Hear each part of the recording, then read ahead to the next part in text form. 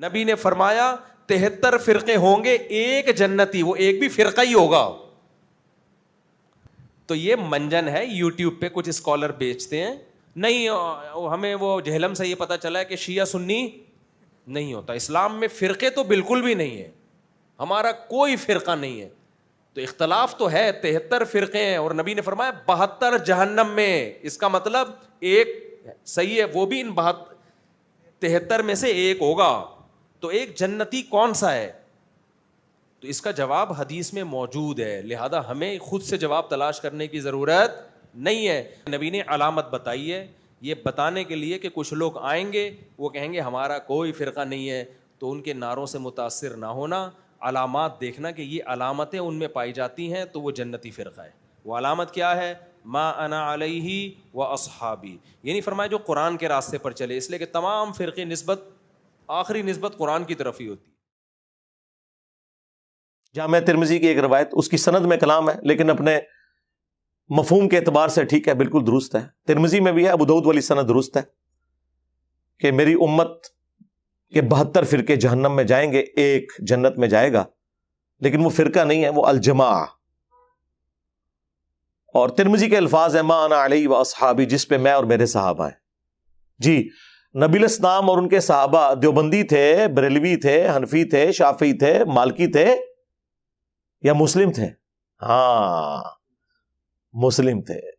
ملت ابیکم ابراہیم ہوا سماکم المسلمین من قبل وفی ھذا، پیروی کرو ابراہیم اپنے باپ کی ملت کی جنہوں نے اس قرآن کے نزول سے پہلے تمہارا نام مسلم رکھا، اور اس کتاب میں اللہ نے تمہارا نام مسلم انڈورس کر دیا. یہاں پہ مسلم صفت کے طور پہ نہیں آیا، اسم کے طور پر آیا، سماکم المسلمین. تو کیا نبی الاسلام اور ان کے صحابہ یہ کچھ تھے جو یہ ہیں؟ ما کان ابراہیم یہودیا ولا نصرانیہ، ابراہیم نہ تو یہودی تھے نہ نصرانی تھے. ولیکن کان حنیفا مسلما وما کان من المشرکین، بلکہ وہ سب سے ٹوٹ کر ایک اللہ کے ہو گئے تھے اور وہ مشرک تھے اور مشرک نہیں تھے. اور ہمارے نبی بھی ابراہیمی ہیں. قل اننی ہدانی ربی الی صراط مستقیم دینا قیما ملت ابراہیم حنیفا وما کان من المشرکین. قل ان صلاتی ونسکی ومحیای ومماتی للہ رب العالمین لا شریک لہ وبذالک امرت وانا اول المسلمین. اے نبی آپ بھی اناؤنسمنٹ کریں کہ آپ بھی مسلم ہیں.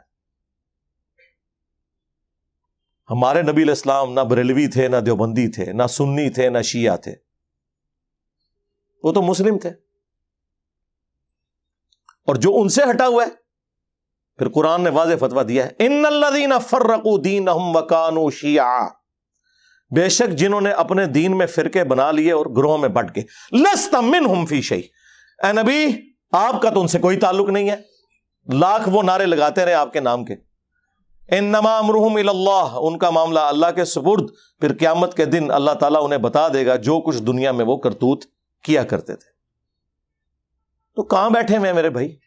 او جی نبی علیہ السلام نے فرمایا کہ 73 فرقے بن جائیں گے تو ایک فرقہ جنت میں جائے گا. سرکار کسی حدیث میں نہیں ہے فرقہ جنت میں جائے گا، ایک گروہ.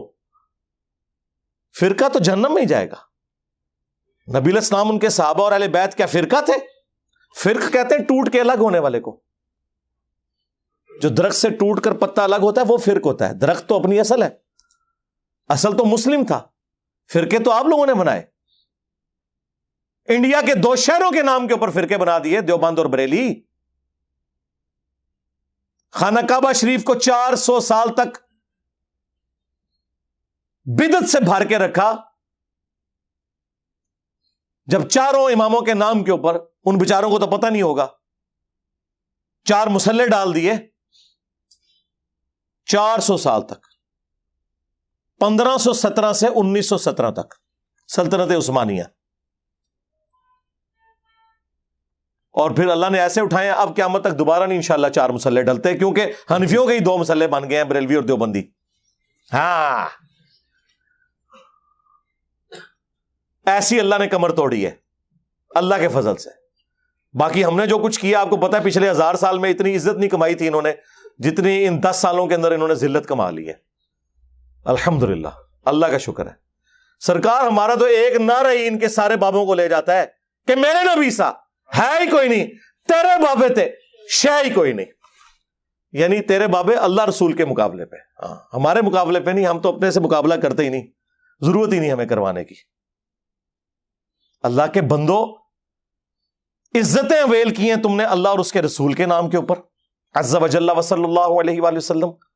چندے بٹورے ہیں تم نے اللہ اور اس کے محبوب علیہ السلام کے نام کے اوپر, سواریاں سوار کی ہیں تم نے مکے اور مدینے کے نام کے اوپر, اور پھینکی کہاں جا کے؟ دیوبند میں اور بریلی میں, اجمیر میں اور بغداد میں. غدار ہو تم لوگ, اپنے نبی کے غدار ہو. کہتے ہیں جی انجینئر صاحب بزرگوں کے بارے میں سخت زبان استعمال کرتے ہیں, اور قرآن میں تو اللہ تعالیٰ نے فرمایا کہ کافروں کے جھوٹے خداؤں کو برا نہ کہو ورنہ وہ تمہارے سچے کو کہیں گے.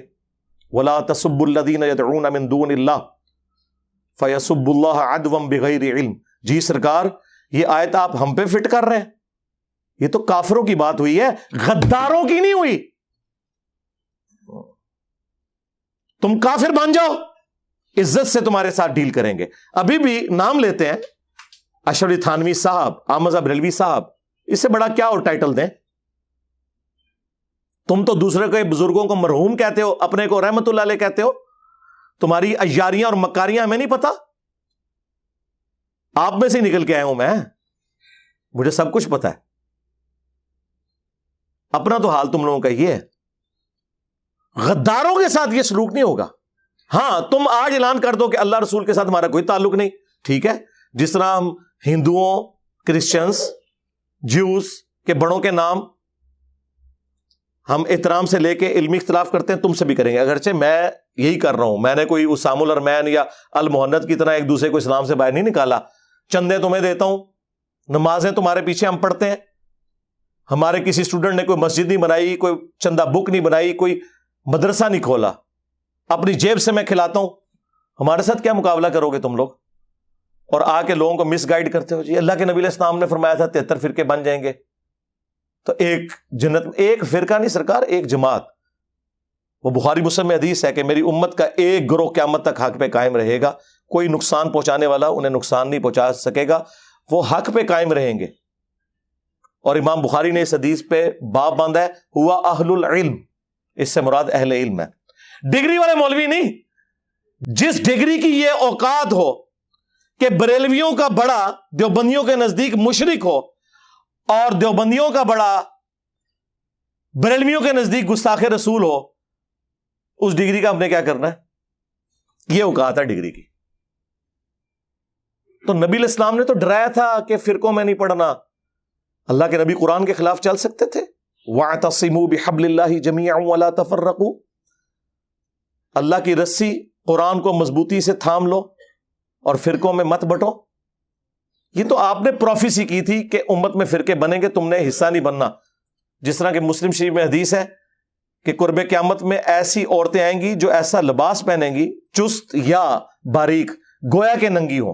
اس کا کیا مطلب ہے کہ اپنی عورتوں کو ہم ننگا لباس پہنائیں؟ یہ ڈرایا گیا تھا, وہاں پہ بھی ڈرایا گیا تھا کہ فرقوں میں مت بٹنا اور اللہ کی رسی کو پکڑ لینا.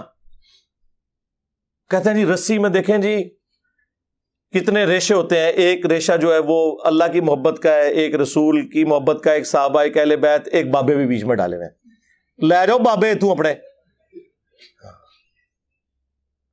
جاؤ دبو انہوں ہوں جا کے.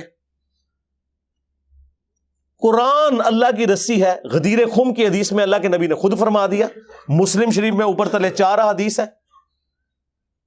اے لوگوں آگاہ ہو جاؤ, میں بھی ایک انسان ہوں, قریب ہے کہ اللہ کا قاصد یعنی موت کا فرشتہ میرے پاس آئے اور میں اس کی دعوت قبول کر لوں.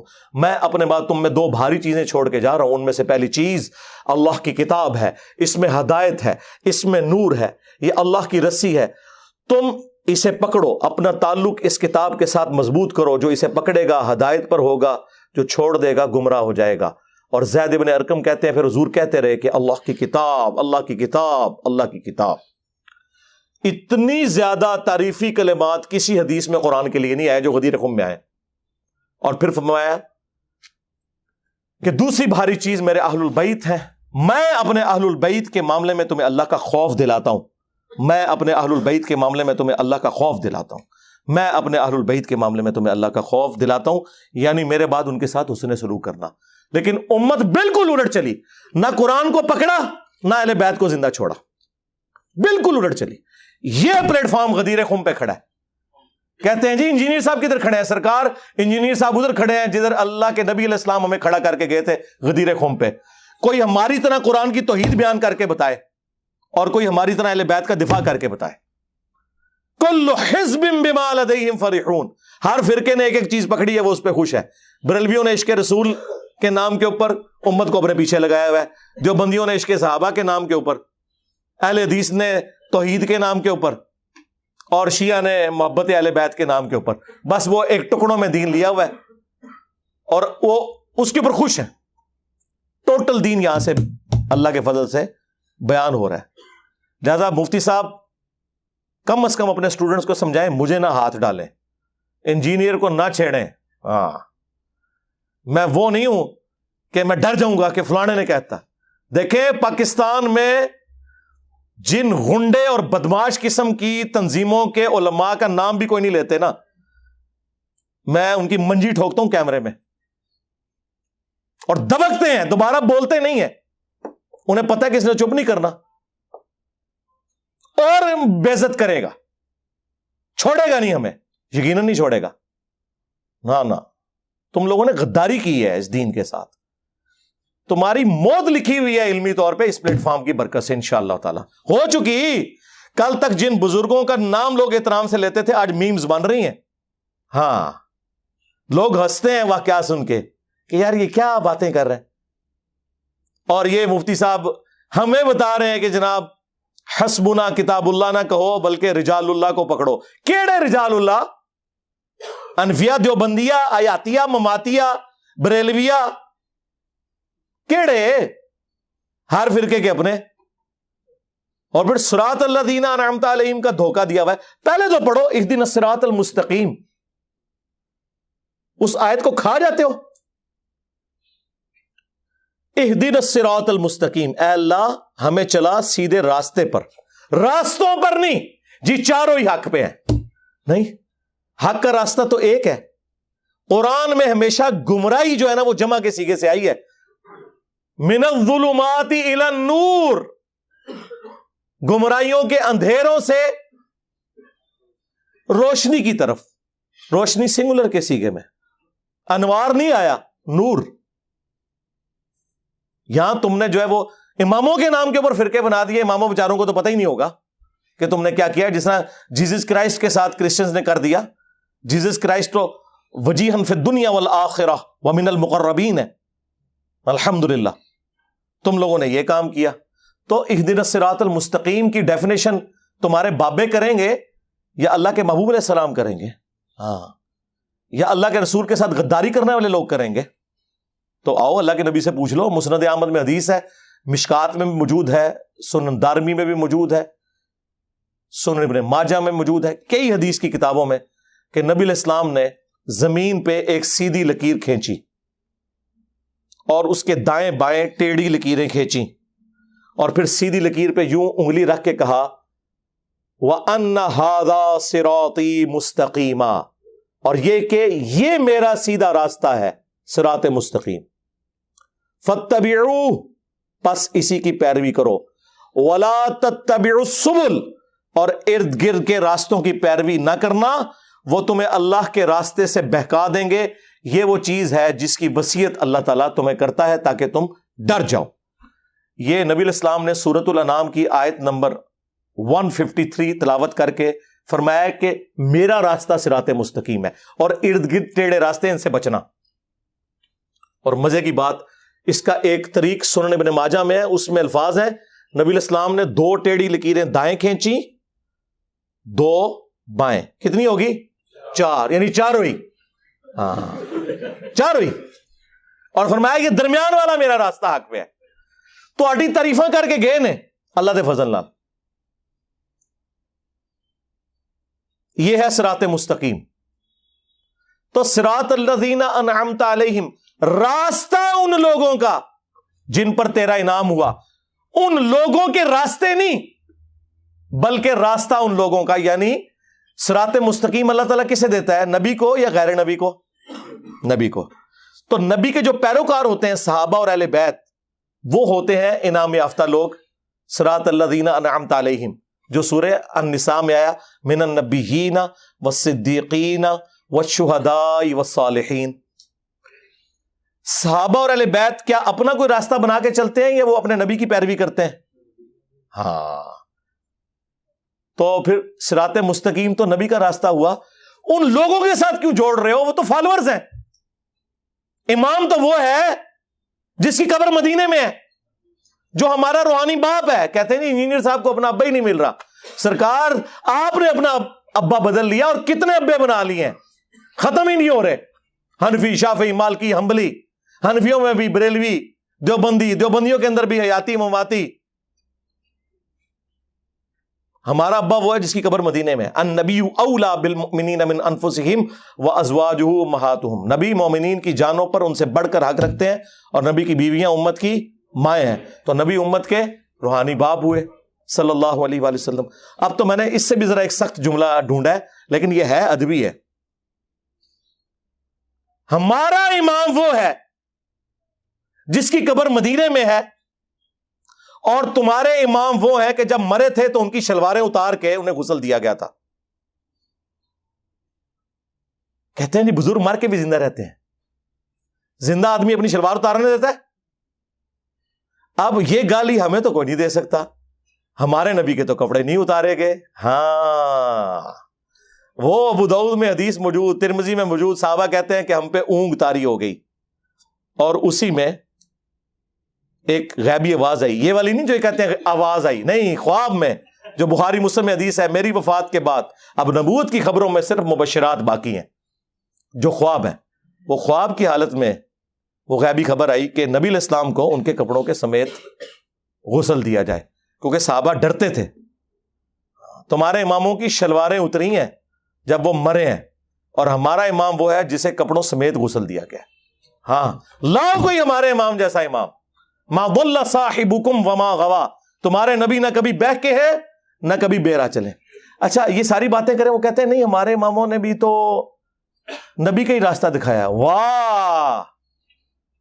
ایک کہتا ہے فاتحہ نہ پڑھو نماز نہیں ہوتی، دوسرا کہتا ہے فاتحہ پڑھو اس کے منہ میں انگارہ رکھ دو۔ واہ واہ! جاؤ گورے کی عدالت میں ہمارا مقدمہ لے کے جاؤ، پہلی پیشی پہ تمہیں فارغ کر دیں گے۔ جی اسی بڑی نہر سے یہ ساری نہریں نکلی ہیں۔ یار یہ ہوتا ہے کہ نہر میں دودھ بہ رہا ہو، اور ایک نہر کے اندر سرکہ نکلا ہے، دوسرے میں تیزاب نکلا ہے، تیسرے میں شراب نکلا ہے۔ اگر یہ نہریں وہیں سے نکلی ہوئی ہیں تو دودھ ہی ہونا چاہیے تھا سب میں۔ بالکل 180 ڈگری سٹیٹمنٹس۔ ہمیں باتیں کرتے ہیں آپ لوگوں کا کوئی لینا دینا نہیں ہے اس شخص کے ساتھ جس کی قبر مدینے میں ہے صلی اللہ علیہ وآلہ وسلم، سوائے اس کے کہ ان کا نام بیچ رہے ہو تم لوگ، اس سے زیادہ کچھ بھی نہیں ہے۔ اور جن کو تم رجال اللہ کہہ رہے ہو نا، وہ بھی بیچ کے کھا گئے۔ رجال اللہ تھے صحابہ، اہل بیت، جو حضور کے مخلص ساتھی تھے، وہ تھے صراط الذین انعمت علیہم۔ اس کے بعد تو ہر فرقے نے اپنا بابا بنایا ہوا ہے، اور آپ کو جتنا اپنا بابا پیارا لگتا ہے نا، اتنا ہی دوسروں کو اپنا بابا پیارا لگتا ہے، اور آپ کا اتنا ہی مردود منوس لگتا ہے۔ منوس لگتا ہے دیکھنے سے۔ کہتے ہیں دیکھ لیں شکلیں ہی منوسوں والی ہیں ان کی۔ ایک مونچھے چٹ کیا ہوا سخت ٹوپی والا بندہ کسی سبز پگڑی والے کو دکھائیں، کہیں گے شکل سے نجدی لگتا ہے،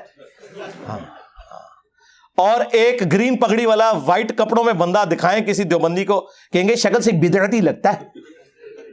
اور بوتھیوں سے فیصلہ کرتے ہو، پھر وہ پی کے فلم ٹھیک بنی ہوئی ہے، بالکل تمہارے بارے میں ہی بنی ہے، صحیح بنائی ہے انہوں نے۔ تم لوگ اس قابل تھے کہ تمہیں اس طریقے سے ہی بات سمجھائی جاتی، باتیں ہمیں کرتے ہو۔ صراط الذین انعمت علیہم، تمہارا کوئی لینا دینا ہی نہیں۔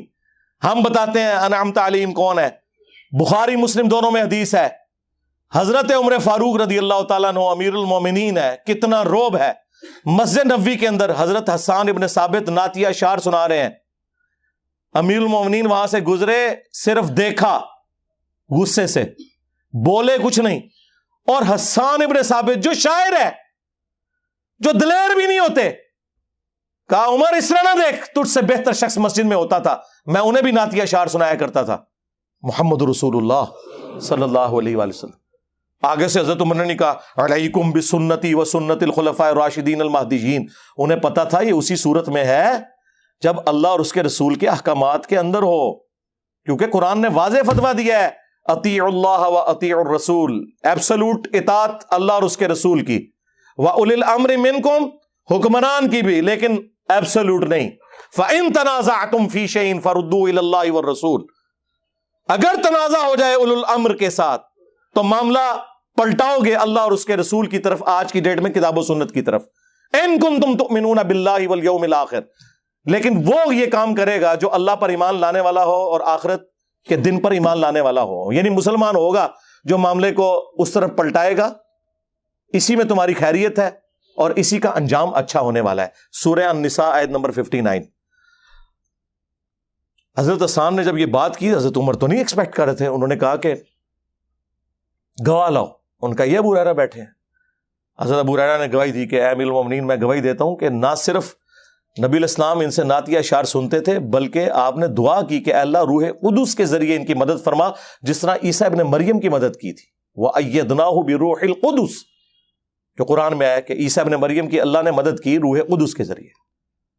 تو حضرت عمر فاروق رضی اللہ تعالیٰ عنہ وہاں سے چلے گئے. سرکار اس ایک حدیث جو بخاری مسلم دونوں میں ہے، پورے کے پورے تمہارے بابوں کے فرقے فارغ ہوتے ہیں. نمبر 1 یہ کہ حضرت عمر اتنی بڑی پرسنالٹی ہو کے، خلفائے راشدین میں سے ہو کے، انہیں نہیں پتا تھا کہ مسجد میں نعتیہ اشعار پڑھنا سنت ہے. اگر تمہارے امام سے کوئی حدیث چھپی رہ گئی تو تیرا امام تو شاہی کوئی نہیں. میرے عمر سا ہے ہی کوئی نہیں، تیرا امام تے شاہی کوئی نہیں. جی ان سے کوئی حدیثیں کیسے چھپی رہ گئی ہوگی؟ پہلا رزلٹ کتنا خطرناک رزلٹ. کہتے ہیں انجینئر صاحب وہ باتیں کرتے جو کسی نے نہیں کی. سرکار کرتے تھے پہلے لوگ، پہلے یوٹیوب حافظہ اللہ، واٹس ایپ دامت برکاتم عالیہ، ہاں آیت اللہ، فیس بک نہیں ہوتے تھے، اور حکمران ایسے لوگوں کو قتل کروا دیتے تھے، ان کی آواز دبا دیتے تھے. یہ وجہ تھی. انجینئر پہلے بھی بڑے گزرے ہیں. دوسرا رزلٹ یہ نکلا کہ اگر امیر المومنین بھی ہو تو کتاب و سنت کی روشنی میں آپ نے اس سے اختلاف کرنا ہے. رجال اللہ، عمر فاروق رضی اللہ تعالیٰ عنہ سے کون بڑا رجال اللہ میں سے ہو سکتا ہے؟ تیرا رجال اللہ تو شاہی کوئی نہیں. فیصلہ کسے کروایا؟ قرآن و سنت سے. اور تیسرا رزلٹ کہ حضرت عمر حضرت ابو ہریرہ کو سکہ اور صدوق سمجھتے تھے، جس طرح بعض روافض کہتے ہیں کہ ان کی حدیث کو قبول نہیں کرتے تھے. یہ بالکل جھوٹ ہے. اس پہ الگ سے میری ایک ویڈیو ریکارڈ ہے. اندازہ کریں صحابہ کرام اصل میں رجال اللہ تھے. بخاری مسلم دونوں میں حدیث ہے. نبی الاسلام نے، مولا علی نے روایت کیا اس حدیث کو. ایک قبیلہ کوئی قافلہ روانہ کیا، اس قافلے کے اوپر ایک انصاری کو مقرر کیا امیر کے طور پر. راستہ میں اسے غصہ آ گیا اپنے سب آرڈینیٹس پہ. اس نے کہا کہ آگ کا الاؤ جلاؤ. جب وہ الاؤ جل گیا تو اس نے کہا میں تمہارا امیر ہوں، میری اطاعت رسول اللہ کی اطاعت اور رسول اللہ کی اطاعت اللہ کی اطاعت ہے، اور میری نافرمانی رسول اللہ کی نافرمانی اور رسول اللہ کی نافرمانی اللہ کی نافرمانی ہے. میں تمہیں حکم دیتا ہوں اس آگ میں کود جاؤ. تو انہوں نے، اگر وہ مقلد ہوتے تو کہتے جی امام کے قول کی دلیل معلوم ہونا ضروری نہیں ہے. ہاں وہ انصاری صحابی اس کو جواب دیا باقی صحابہ نے کہ ہم آگ سے بچنے کے لیے تو رسول اللہ کے ساتھ وابستہ ہوئے تھے، تو آج ہمیں اسی آگ میں دوبارہ پھینک رہے ہیں. ہم یہ بات نہیں مانیں گے. ہم کون سے حنفی ہیں کہ بغیر دلیل کے ہی ہم بات مان لیں گے؟ سرکار اگر انصاری صحابی کی تقلید نہیں ہو سکتی قرآن و سنت کے خلاف تو تیرے امام تشاہی کوئی نہیں. واپسی پہ مقدمہ حضور کے سامنے پیش ہوا تو نبی علیہ السلام نے فرمایا اگر تم اس میرے بنائے ہوئے امیر کی بات مان لیتے نا تو جہنم کی آگ میں سیدھے جا کے نکلتے. اگر اللہ کے نبی کا بنایا ہوا امیر غلط بات کرے، رسول اللہ اسے آن نہ کریں، تمہارے بنائے ہوئے اماموں کو نبی علیہ السلام کہاں سے آن کریں گے؟ اور دوسری بات، جس امام مہدی نے قرب قیامت میں تھوڑے سے عرصے کے لیے آنا تھا، اس کا ذکر تو موجود ہے ابو داؤد کے اندر، مسند احمد کے اندر، مشکات کے اندر، کہ قیامت اس وقت تک قائم نہیں ہوگی جب تک کہ میری بیٹی فاطمہ کی اولاد میں سے میرے ہی نام پر محمد بن عبداللہ المہدی ایک شخص نہ پیدا ہو جائے جو پوری دنیا کو انصاف سے بھر دے گا، جس نے اینڈ پہ تھوڑے عرصے کے لیے آنا ہے۔ اس کے بارے میں حدیثیں ہیں، اور جن اماموں نے ریٹائر ہی نہیں ہونا ان کے بارے میں تو ہزاروں حدیثیں ہونی چاہیے تھی۔ جاؤ کوئی لے کے آؤ، کوئی بھی نہیں، وہ تمہارے بنائے ہوئے امام ہے اور ان کا بھی کوئی قصور نہیں ہے، ذہن میں رکھیے گا۔ انہوں نے کبھی کلیم نہیں کیا۔ شاہ ولی اللہ دہلوی نے حجت اللہ البالغہ میں تقلید کو اس امت کی تباہی کی سب سے بڑی وجہ بتایا، لیکن حنفیوں کو سلیکٹو سٹڈی کروائی جاتی ہے۔ انہوں نے یہاں تک لکھا ہے کہ اماموں کی تقلید نے امت میں گمراہی کا دروازہ کھولا ہے، اندھی تقلید نے۔ انہوں نے یہاں تک حجت اللہ البالغہ میں لکھا ہے کہ اماموں نے تو خود فرمایا تھا کہ اگر ہمارے قول کی دلیل معلوم نہ ہو تو آپ نے اس پہ عمل نہیں کرنا۔ امام حنیفہ کا قول، شافعی کا، مالک کا، ام بن حنبل کا، امام مالک کا وہ قول نقل کیا ہے کہ رسول اللہ کے علاوہ کوئی ایسا شخص نہیں کہ جس کی ہر بات مقبول ہو اور کوئی بات مردود نہ ہو، اور رسول اللہ کے علاوہ کوئی اور ایسا شخص نہیں صلی اللہ علیہ وآلہ وسلم کہ جس سے اختلاف نہ ہو سکے سوائے نبی علیہ السلام کے، جن کی قبر مدینے میں ہے۔ یہ شاہ ولی اللہ نے نقل کیا ہے اس کے اندر، اور یہ اپنے آپ کو کہتے ہیں جی شاہ ولی اللہ حنفی تھے۔ شاہ ولی اللہ تو تھوڑی منجی ٹھوک کے گئے نا، سارے نے منجیاں ٹھوکیاں لیکن وہ کتابیں لکھیاں رہ گیا۔ انجینئر صاحب اس لیے بدنام ہوئے ہیں کہ وہ لا کے آپ کے سامنے رکھ دیے انہوں نے۔ تو یہ صحابہ کرام کا ایٹیچیوڈ تھا، اور نبی علیہ السلام نے اس موقع پہ پھر فرمایا کہ اللہ کی نافرمانی میں مخلوق کی اطاعت نہیں ہے، مخلوق کی اطاعت صرف معروف میں ہے، منکر میں نہیں ہے۔ اندازہ کریں، نبی علیہ السلام تو یہ بتا کے گئے ہیں رجال اللہ۔ اور ایک اور حدیث جو آپ کو تو بری لگے گی لیکن میں بیان کروں گا تاکہ آپ کو سمجھ آئے، کیونکہ وہ آپ کے ماموں سے متعلق ہے۔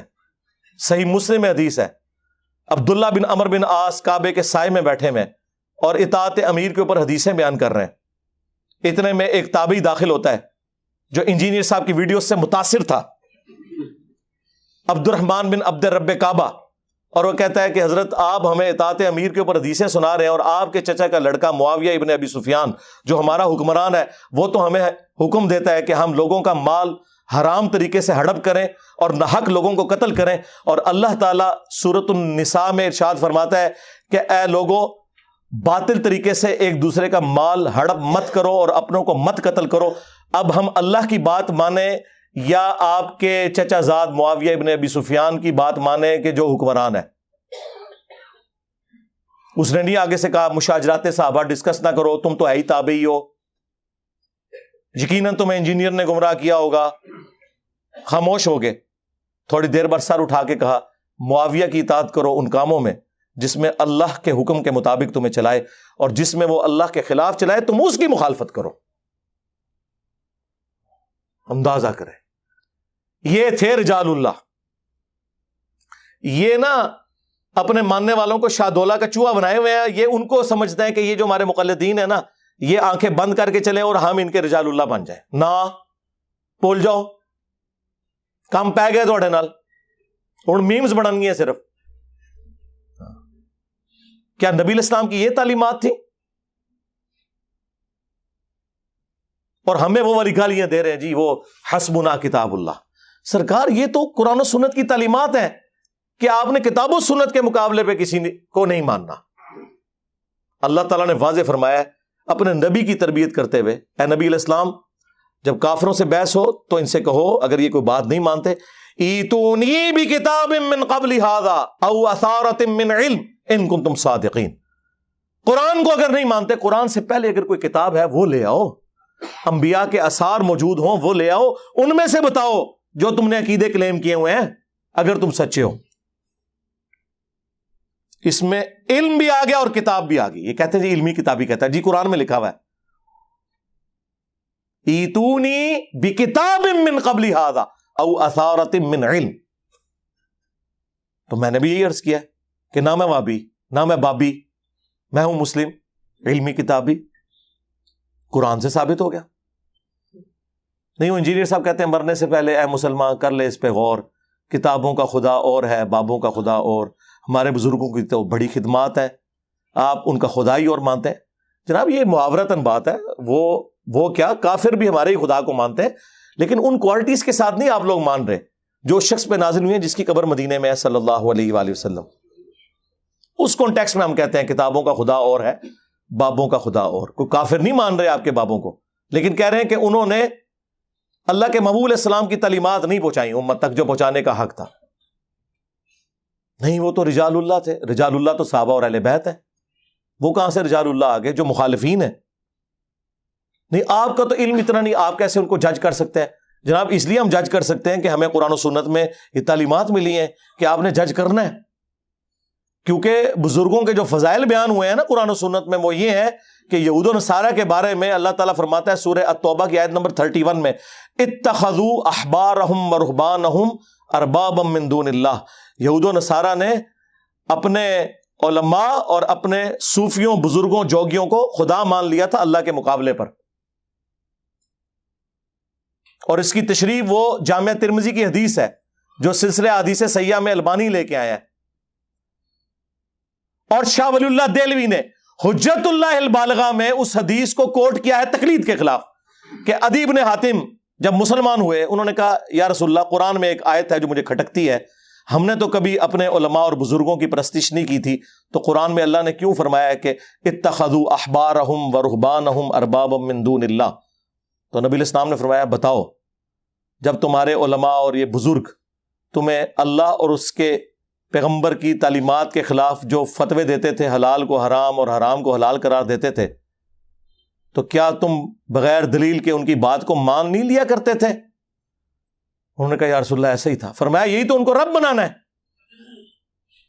یعنی نبی علیہ السلام یہ کہہ رہے ہیں کہ اے عدی بن حاتم، اگرچہ تو عالم دین نہیں، کوئی مسئلہ نہیں، لیکن اپنے عالم دین کی بات کو کتاب و سنت پہ چیک کر لیا کر. یہی مطلب ہوا نا، کیونکہ عدی بن حاتم تو فالوور تھے. یعنی آج کی ڈیٹ میں نبی علیہ السلام یہی بات کر رہے تھے کہ مرنے سے پہلے اے مسلمان کر لے اس پہ غور، کتابوں کا خدا اور ہے، بابوں کا خدا اور. ہاں عدی ابن حاتم تم نے کر لینا تھا غور کہ کتابوں کی تعلیمات اور ہے اور تمہارے بابوں کی بتائی ہوئی تعلیمات اور اس کے لیے ڈگری کی کوئی ضرورت نہیں، تمہیں چیک کرنا ہے. یار آج تک کسی گورے نے نہیں کہا کہ جناب میں اپنی مرضی سے ڈکشنری لکھوں گا. بھرے مجمع میں بھی آپ کسی کی غلطی نکال دینا کتاب کی روشنی میں، وہ تھینک یو کہتا ہے، اور مولوی کی غلطی نکالے وہ کہتا ہے پھینک دیو. یہ تو اپنی کتابوں کے ساتھ اتنے مخلص نہیں ہیں جتنے کہ فزکس کے پروفیسر اپنی فزکس کے ساتھ مخلص ہیں. ان کو ڈگریوں کا خمار ہی نہیں جا رہا، اور وہ خمار کے بریلویوں کا عالم دیوبندیوں کے نزدیک مشرک اور دیوبندیوں کا عالم بریلویوں کے نزدیک گستاخ رسول. ایک عام بریلوی بھی منہ پھٹ کے ان کو کہتا ہے یہ تمہاری ڈگری کی اوقات دکھاتا ہے وہ. اور ہمارے نبی نے ہمیں کیا ڈگری دی؟ بلغوا عنی ولو آیا، پہنچا دو میری طرف سے ایک آیت بھی آتی ہو. حتیٰ کہ صحیح بخاری میں یہاں تک حدیث ہے، یہ بھی حدیث بخاری میں ہے، بخاری میں ایک اور حدیث ہے، شیطان نے انسانی شکل میں آ کے آیت الکرسی کا وظیفہ دیا. نبی علیہ السلام نے فرمایا اے ابو ہریرہ 3 دن سے جو تیرا مہمان انسانی شکل میں آ رہا تھا وہ شیطان تھا، جھوٹا تھا، لیکن بات اس نے سچی کی ہے کہ جو آیت الکرسی پڑھ کے سو جائے صبح تک ایک فرشتہ اس کی حفاظت کے اوپر مامور کر دیا جاتا ہے. لیکن یہاں پہ آپ دیکھ لیں یہ لوگ کہتے ہیں جی وہ ڈگری لے کے آؤ. مجھے بتائیں اگر کوئی پرائمری اسکول کا بچہ آپ کو کہے کہ سورۃ البقرہ کی آیت نمبر 279 میں لکھا ہے کہ سود کھانے والے کے خلاف اللہ اور اس کے رسول کا اعلان جنگ ہے، تو آپ اس سے اس کی ڈگری مانگیں گے یا آیت پڑھیں گے؟ اور اگر وہ کہ میرے پاس ڈگری نہیں، آپ کہیں کہ چونکہ ڈگری نہیں ہے لہٰذا میں قرآن کی آیت بھی نہیں مانتا، تو آپ تو کافر ہو جائیں گے. اور دوسری طرف ان کا حال ہے کہ غیر مسلموں کی تعریفیں کرتے ہیں کہ جی فلاں غیر مسلم نے نبی علیہ السلام کے اوپر اتنی شاندار کتاب لکھی ہے، اس کے پاس تو ڈگری کوئی نہیں ہے، اس نے تو خود اسٹڈی کر کے لکھا نا. تو کیوں مثالیں دیتے ہو ان کی؟ صرف اس لیے کہ اس نے تمہاری منجی نہیں ٹھوکی. مثالیں دیتے ہیں نا جی، ان کے پاس کون سی ڈگریاں ہوتی ہیں؟ اور ڈگریوں کی اوقات یہ ہے کہ یار تمہارے بڑے کیا، ان کے بڑے بھی جو کچھ بلنڈر کر کے گئے، آج ہمارے بچے جو ہے نا بتا رہے ہیں کہ یار فلاں یہ کر گیا، فلاں آدھی حدیث لکھ کے چلا گیا، فلاں یہ کر کے چلا گیا. پرانوں کی بھی اوقات کھل گئی ہے ہمارے اسٹوڈنٹ کے سامنے اور وہ لوگوں کے سامنے کھول رہے ہیں. تو اللہ کا شکر ہے اس پلیٹ فارم سے کتاب و سنت کی آواز بلند ہو رہی ہے الحمدللہ. ہم آپ کے بابوں کو بالکل نہیں مانتے اس لیے کہ آپ بھی دوسروں کے بابوں کو نہیں مانتے, سیدھی سی بات ہے. لہٰذا بہتر یہ ہے کہ اپنے اپنے بابوں سے دستبردار ہو جاؤ اور اس شخص کے ساتھ اپنی نسبت مضبوط کرو جس کی قبر مدینے میں ہے صلی اللہ علیہ وآلہ وسلم. آخر میں مفتی تقی عثمانی صاحب کو گفٹ کے طور پر 3 عقیدے دے رہا ہوں اور قیامت تک کے لیے ٹائم دے رہا ہوں کہ رجال اللہ کی روشنی میں, کتاب اللہ کی روشنی میں, سنت کی روشنی میں, قطعی الدلالہ دلائل کی روشنی میں اپنے بزرگوں کے لکھے ہوئے ان عقیدوں کا دفاع کرو جو المہند میں لکھے ہوئے. ویسے تو پوری کتاب کا ہی پوسٹ مارٹم ہو سکتا ہے, لیکن یہ 3 عقیدے سارے ان کے مفتیوں کو میں کہتا ہوں کہ یہ اس کو آگے کتاب و سنت سے ثابت کرو. نمبر 1, ہم بزرگوں کے قبروں اور سینوں سے فیض لینے کے قائل ہیں, مگر خواص کے طریقے سے, عوام الناس کے طریقے سے نہیں. اور وہ میں نے بتا دیا تھا, خواص کا طریقہ ہے سینے سے فیض دینے یا لینے کا. ہاں, رشید احمد گنگوئی نے قاسم نانوتوی کو پبلک کے سامنے چرپائی پہ لٹایا اور عاشق صادق کی طرح اپنا ہاتھ سینے پہ رکھا اور وہ آگے سے کہنا شروع ہو گئے کہ میاں لوگ کیا کہیں گے. انہوں نے کہا کہنے دو جو لوگوں کو وہ کہتے ہیں. اور نقل کون کر رہا ہے؟ حکیم الامت اشرف علی تھانوی صاحب, اور کتاب کرامات اولیاء. اس کا اگلا ورژن یہ ہے کہ کچھ عرصے بعد اسی رشید احمد گنگوئی نے خواب میں دیکھا کہ مولانا قاسم نانوتوی دلہن کی شکل میں میرے پاس آئے ہیں. ہاں, اور بعد والا بھی سارا کام.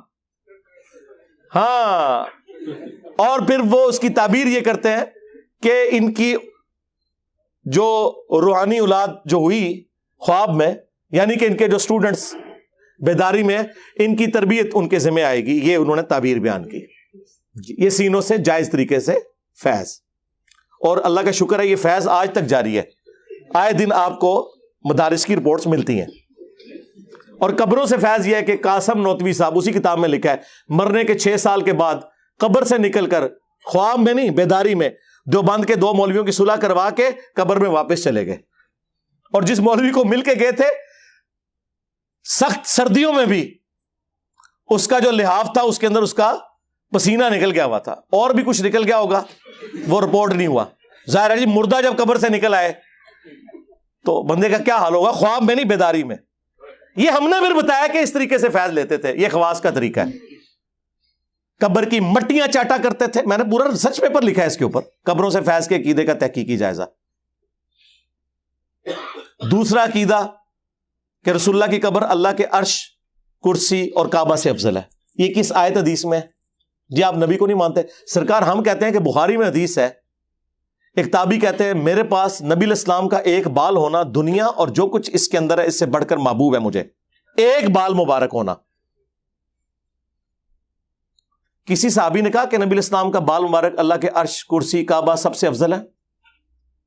ان کے دماغ میں تو ایسی کوئی بات نہیں ہے, خود سے باتیں بنائی ہوئی ہیں آپ نے. انہیں پتا تھا بخاری میں حدیث ہے, دیکھنا میری شان کو اس طرح بلند نہ کرنا جس طرح نصارہ نے اپنے پیغمبر کو بڑھا دیا. میں اللہ کا بندہ اور اس کا رسول ہوں, مجھے اللہ کا بندہ اور اس کا رسول ہی کہنا.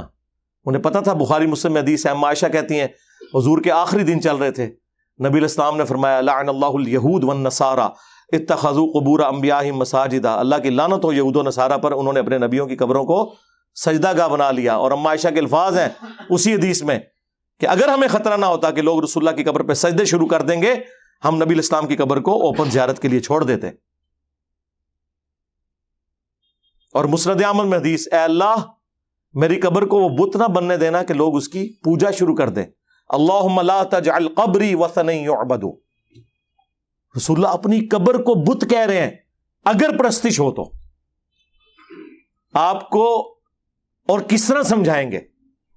بخاری مسلم دونوں میں حدیث ہے, حضور کے آخری دن چل رہے تھے, حضور کے بیماری کے عالم میں حضور کی 2 بیویاں ام سلمہ اور ام حبیبہ آپس میں گفتگو کرنا شروع ہوئی. اما عائشہ کہتی ہیں میں بھی وہاں موجود تھی.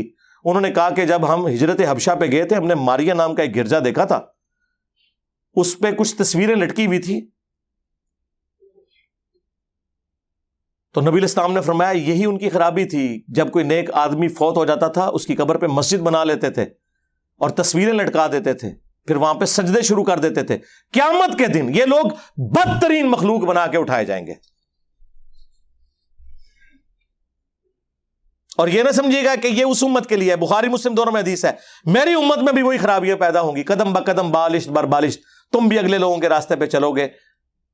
صحابہ نے پوچھا یہ اگلے لوگوں سے مراد یہود و نصارہ ہے؟ فرمایا وہ نہیں تو اور کون ہے؟ کہتے نہیں جی وہ فیشن تھا۔ نا سرکار، ترمذی میں موجود ہے، فیشن نہیں، شرکی عقیدوں کا ذکر تھا۔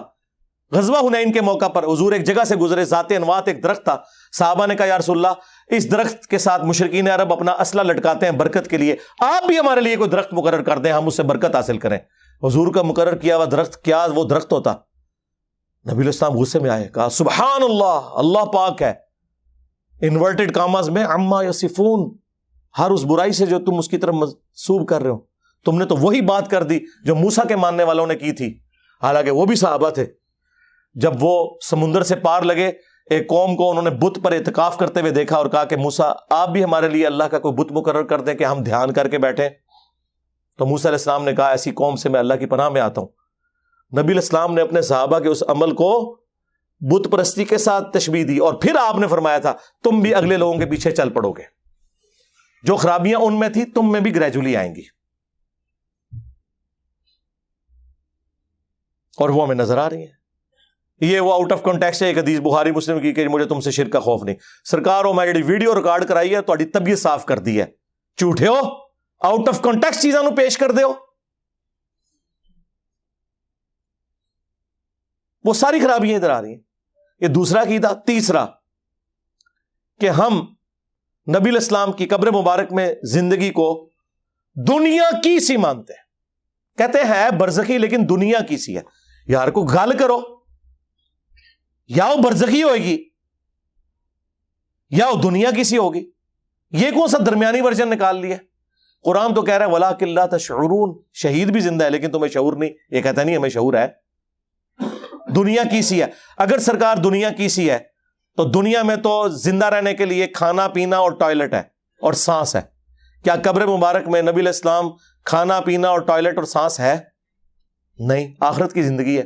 آج بھی قبر مبارک کھودیں، نبی علیہ السلام جس میں اتھر اسی طرح رکھا ہوا ہوگا جس طرح دفنایا گیا تھا، کوئی ہل جل نہیں رہا ہوگا۔ نہیں جی وہ مسلم میں ایک حدیث ہے، نبی علیہ السلام نے موسیٰ علیہ السلام کو قبر میں نماز پڑھتے ہوئے دیکھا۔ سرکار وہ برزخی نماز ہے، اگر اس وقت نبی علیہ السلام وہ قبر کھود کے دیکھتے تو موسیٰ علیہ السلام لیٹے ہی ہوتے۔ یہ دنیا ہی ایک الگ ہے، وَمِن وَرَائِهِمْ بَرْزَخٌ إِلَىٰ يَوْمِ يُبْعَثُونَ، اس دنیا کا اس دنیا سے کوئی لینا دینا ہی نہیں ہے، وہ آخرت کی زندگی ہے۔ ان کے مرنے سے لے کر قیامت تک برزخ ہے، انسین بیریئر، دنیا کی سی مانتے ہیں۔ اور وہ دیکھ لیں دنیا کی سی مانتے ہیں، اور اگر آپ یہ کہنا کہ میں ان کے اوپر کوئی جھوٹا الزام لگا رہا ہوں، ایسا نہیں ہے، یہ واقعی اسی دنیا کی سی مانتے ہیں۔ اسی وجہ سے انہی کے شیخ تبلیغی جماعت والوں کے شیخ زکریا کاندلوی نے فضائل حج اور فضائل درود میں لکھا، اور الیاس قادری صاحب نے فضائل سنت میں، کہ نبی علیہ السلام کی وفات کے 550 سال کے بعد شیخ احمد رفاعی نے حضور کی قبر اطہر پر کچھ اشعار پڑھے تو نبی علیہ السلام نے قبر مبارک سے ہاتھ باہر نکال دیا ان کے لیے، انہوں نے بوسہ دیا۔ اور یہ واقعہ خود تقی عثمانی صاحب بھی سنا رہے، کس میں جی؟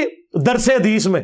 تو مورخین نے لکھا ہے کہ جو ہی یہ شعر پڑھے تو روضہ اقدس میں سے نبی کریم سرور دو عالم صلی اللہ علیہ وسلم کا دست مبارک ظاہر ہوا، اور ہزاروں انسانوں نے یہ نظارہ کیا کہ دست مبارک ظاہر ہوا۔ احمد کبیر رفاعی رحمۃ اللہ نے دست مبارک کو بوسہ دیا اور دست مبارک پھر واپس ہے۔ اتنا عظیم الشان واقعہ ان کے ساتھ پیش آیا، اور یہ مورخین نے متعدد تاریخوں میں لکھا ہے، اور لکھا ہے کہ ہزارہ افراد کی موجودگی میں یہ واقعہ پیش آیا۔ درس حدیث ہو رہا ہے جی، جب بچوں کو آپ یہ کچھ پڑھا رہے ہیں، یار سیدہ عائشہ 47 سال اس حجرے میں رہی ہیں، انہوں نے تو کبھی ہاتھ مبارک کی زیارت نہیں کی۔ سیدہ فاطمہ تو روتے ہوئے دنیا سے چلی گئی، انہوں نے تو کبھی زیارت نہیں کی۔ کہتے نہیں ہاتھ باہر نکالا اور 90,000 لوگوں کی موجودگی میں بوسہ دیا، اور ان دیکھنے والوں میں شیخ عبد القادر جیلانی کا نام بھی ذکر کیا جاتا ہے۔ تب میں پڑھ لی گل، میں کہا عبد القادر جیلانی نے کیوں نہیں چومیا؟ ان کو تو میں کچھ نہیں کہتا، میں کہتا ہوں کہ وہ بڑا بدبخت اور منحوس ہے۔ کہ جس کے سامنے رسول اللہ کا ہاتھ مبارک نکلے اور وہ چوم نہ سکے، اس سے بڑا تو مردود کوئی نہیں ہے. تو یہ شیخ عبد القادر جیلانی کو بدنام کر رہے ہو یا ان کی عزت افزائی کر رہے ہو؟ سرکار یہ ہاتھ کبھی نکلا؟ اٹھاؤ بخاری. سیدنا عمر کہتے ہیں 1010 نمبر حدیث، انا کننا نتوسل الیک بنبینا صلی اللہ علیہ وآلہ وسلم، اے اللہ پہلے تو ہم تیرے نبی کے ذریعے تیری طرف متوجہ ہوتے تھے، اب ان کی وفات کے بعد ہم ان کے چچا کو وسیلہ کے طور پر لائے ہیں، ان کی دعا کی برکت سے بارش نازل ہو جاتی تھی. انہوں نے تو نہیں کہا یا رسول اللہ اپنا ہاتھ مبارک نکالیں، کہ مسلم شریف میں حدیث موجود ہے کہ جب آپ قبر اطہر سے باہر تھے تو ایک دن میں نے آپ کو سفر میں کھانا اور پانی جمع کر کے دیا، آپ نے دعا برکت کی فرمائی، اپنا ہاتھ رکھا اور آپ کے ہاتھوں سے پانی کے چشمے جاری ہوئے، تو یا رسول اللہ اپنا ہاتھ مبارک میرے اس پیالے میں رکھیں. اگر حضرت عمر کے لیے ہاتھ نہیں نکلا تو سرکار میں کیوں نہ کہوں کہ میرے عمر سا ہے ہی کوئی نہیں، تیرا رفائی تھے شاہ ہی کوئی نہیں. یہ کمپیرزن رجال اللہ، میرے خیال ہے مفتی صاحب تہاڈی طبیعت صاف ہو جائے گی انشاءاللہ. آمدہ رجال اللہ دا نام لویو، اے او بندہ جے جو درس نظامی کے آخری درس کے اندر عوام الناس میں بیٹھ کے پتہ کیا بتا رہا ہے کہ امام حنیفہ کو گناہ دھلتے ہوئے نظر آ جاتے تھے. حضرت امام ابو حنیفہ رحمۃ اللہ علیہ سے کے بارے میں منقول ہے، وضو کرتے تھے لوگ تو ان کو وضو کے پانی کے اندر لوگوں کے اعمال بہتے ہوئے نظر آتے تھے، کہ یہاں پر اعوذ باللہ اس میں چوری نظر آ رہی ہے، اس میں جو ہے غیبت نظر آ رہی ہے، اس میں جھوٹ نظر آ رہا ہے، وہ چلتا ہوا نظر آتا. حضرت امام ابو حنیفہ رحمۃ اللہ علیہ کو اللہ تعالیٰ نے یہ کشف کا، اور اسی واسطے امام ابو حنیفہ کا مسئلہ کیا ہے کہ مائع مستعمل ناپاک ہے. وہ اسی لیے کہ آنکھوں سے دیکھ رہے تھے کہ وہ اس میں جو ہے گناہوں کی گندگیاں بہ رہی ہے، تو انہوں نے کہہ دیا کہ مائع مستعمل ناپاک ہے. جو بریلویوں کو حضور کا علم غیب ماننے کے اوپر کہیں کہ یہ لوگ بدعتی ہیں، اپنے بابے کا علم غیب مانے ہوئے ہیں، کیونکہ وہ شیخ زکریا کاندلوی نے لکھ دیا ہوا ہے فضائل اعمال کے اندر. اور پھر آگے اس پہ نہیں کہتے، ان کو پتا چل جاتا تھا کون سا حرام کیا، کون سا مکروہ، کون سا، اور ساتھ ایک بیٹھا ہوا لقمہ بھی دے رہا ہے، ساتھ ایک بندہ وہ بھول گئے نا، وہ لقمہ بھی دے رہا ہے. اور چھڑ دیو تو آڈا کوئی بزرگ میرا میکینیکل انجینئرنگ دا فارمولا میں لکھ کے دیا نا، زندہ یا مردہ پڑھ کے نہیں سنا سکتا، مشین ڈیزائن دا کوئی فارمولا یا میکینکس آف مٹیریلز دا، چھڑ دو. گناہ دھلتے ہوئے نظر آ جاتے تھے. اللہ کے بندوں اللہ سے ڈر جی، اللہ چاہے تو کرے. اچھا اللہ چاہے تو صحابہ کرام کے ساتھ کیوں نہیں ہوتا؟ بخاری مسلم میں حدیث ہے 2 قبر والوں کو عذاب ہو رہا تھا، صحابہ کو نہیں نظر آیا. آپ نے فرمایا ایک پیشاب کے چینٹوں سے نہیں بچتا تھا، دوسرا چگلی کھایا کرتا تھا. پھر حضور نے ٹہنی توڑ کے اس پہ لگائی. اگر خلفائے راشدین کو نہیں نظر آیا تو پھر میں کیوں نہ عرض کروں کہ خلفائے راشدین جیسا ہے ہی کوئی نہیں، تیرے بابے تھے شاہ ہی کوئی نہیں. بخاری مسلم دونوں میں حدیث ہے، خیبر کے موقع پر ایک نامعلوم تیر لگا ایک صحابی مدھم کو، جو حضور کو وضو کرواتا تھا، آپ کا خدمت گزار تھا. صحابہ نے کہا شہادت مبارک ہو. آپ نے فرمایا تم کہہ رہے ہو شہادت مبارک؟ اس نے تو مال غنیمت کی ایک چادر چوری کی تھی جو آگ کی بن کے اس کے اوپر ڈال دی گئی ہے، مجھے اللہ نے دکھا دیا ہے. سرکار صحابہ کرام کو تو نظر نہیں آ رہا سامنے، یہ قبر کے اندر ویکھتے جے کشف القبور لے جاؤ بابے تو اپنے، اور کنی مٹی پلیت کرانی جے. صحابہ کرام گھروں کو دوڑے، اگر کسی نے ایک رسی بھی لی تھی نا لا کے بیت المال میں جمع کرائی کہ اس کی وجہ سے ہماری پکڑ نہ ہو جائے. مسلم شریف میں حدیث ہے نبی علیہ السلام ایک جگہ سے گزرے، خچر بدک گیا، آپ نے کہا عذاب قبر سے اللہ کی پناہ مانگو. پھر آپ علیہ السلام نے فرمایا کہ ان قبر والوں کو یہاں پہ عذاب ہو رہا ہے، میں نے ارادہ کیا کہ تمہیں یہ عذاب سنوا دوں اللہ سے دعا کر کے. دکھانا چھڑ دو، کہانی ختم، لیکن مجھے ڈر ہوا تم اپنے مردے دفنانا چھوڑ دو گے.